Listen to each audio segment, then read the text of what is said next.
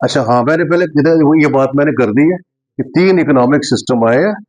Medina economics, अक्सर दुनिया ये कहती है कि 2 इकोनॉमिक सिस्टम आए हैं। अगर आप गूगल पर सर्च करते हैं, आप जानते हैं सर्च इंजन है, तो वो कहता है 2 ही इकोनॉमिक सिस्टम है। पहला सरमायादारी, फिर इश्तराकियत।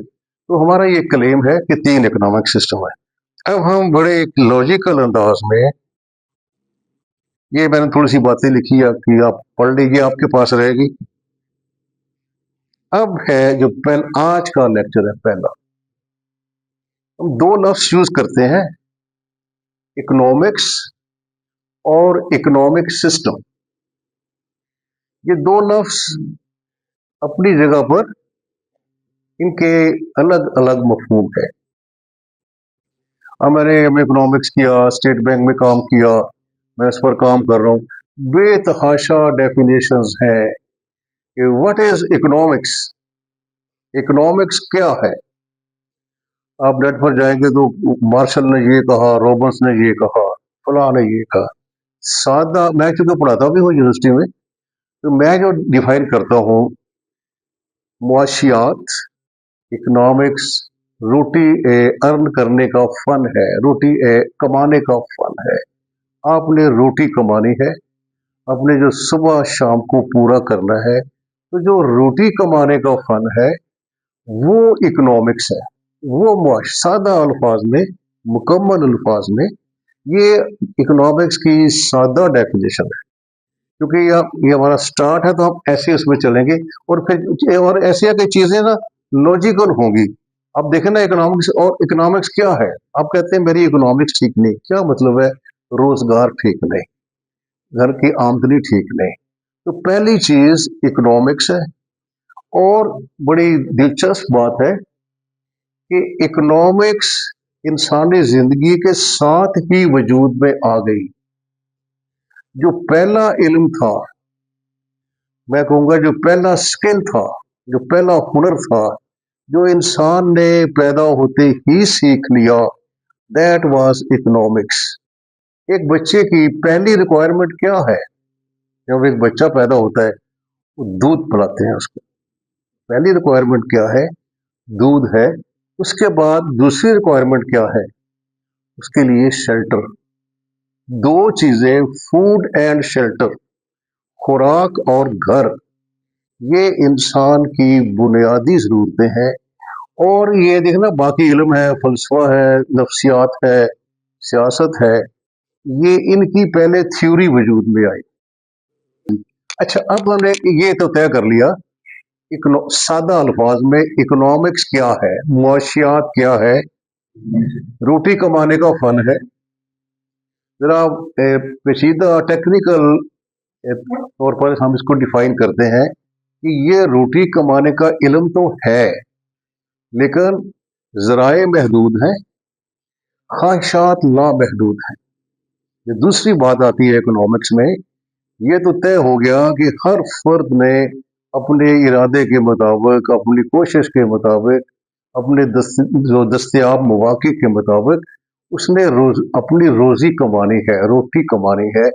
लेकिन जो अगली वाली बात है कि उसके जो जराए आमदन है वो महदूद है और उसकी ख्वाहिशात लामहदूद हैं।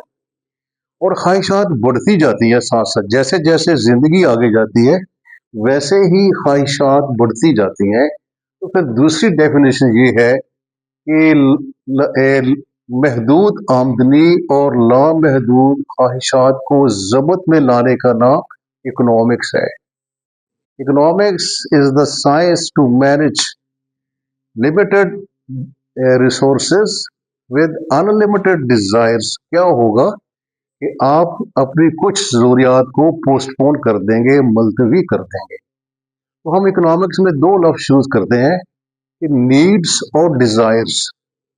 अगर हम इसमें आगे बढ़ते हैं तो फिर क्या है कि रोजी कमाने का इल्म का फन है, हुनर है, लेकिन रोजी कैसे कमाए कि ज़राए आमदन महदूद है, आमदनी महदूद है।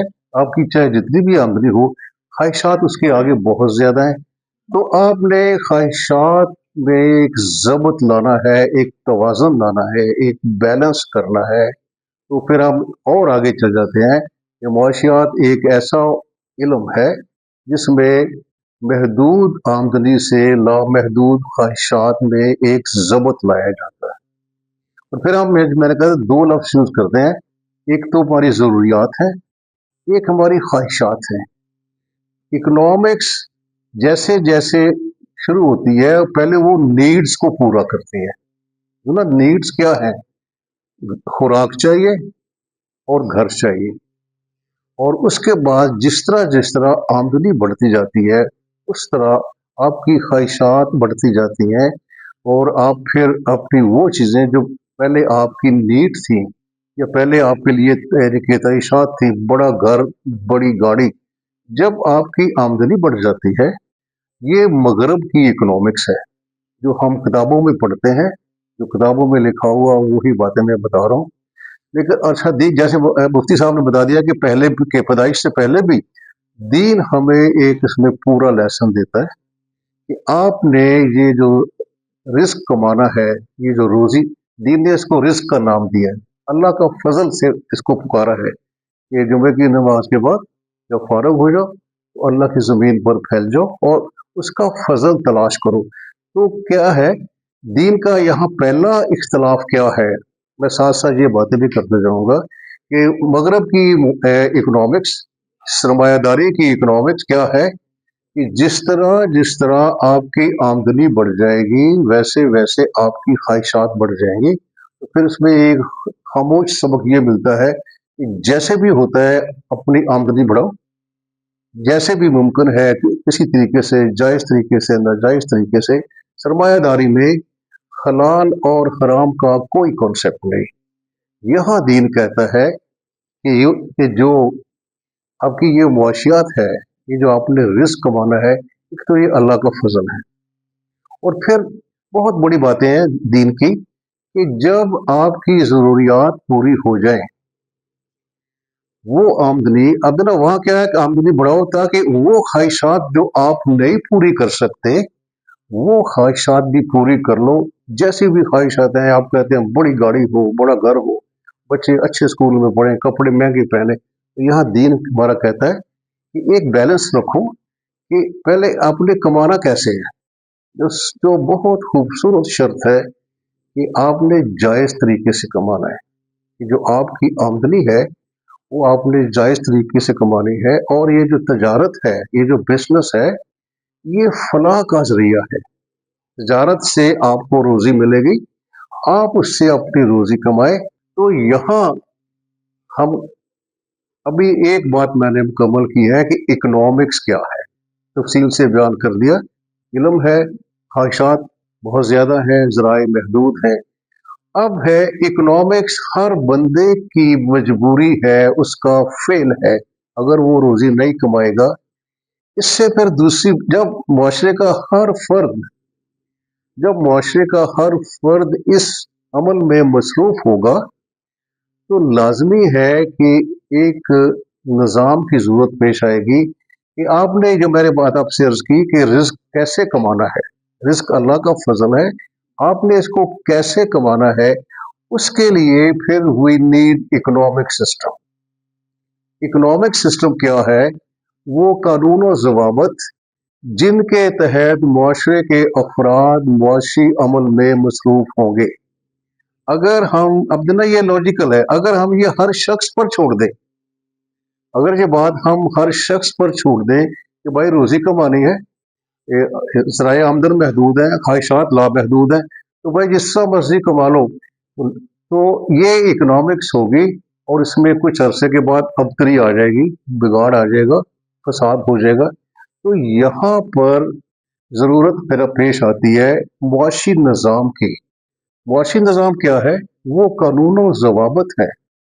ये मेरी बुक का पहला चैप्टर है जो मदीना इकोनॉमिक्स है, कि मैं इसे कहता हूँ कि मुआशियात तो थी, जैसे मैंने आपके सामने इतनी देर से ये बात कर रहा हूँ कि मुआशियात तो थी, इकोनॉमिक्स तो थी, मुआशी निज़ाम नहीं था।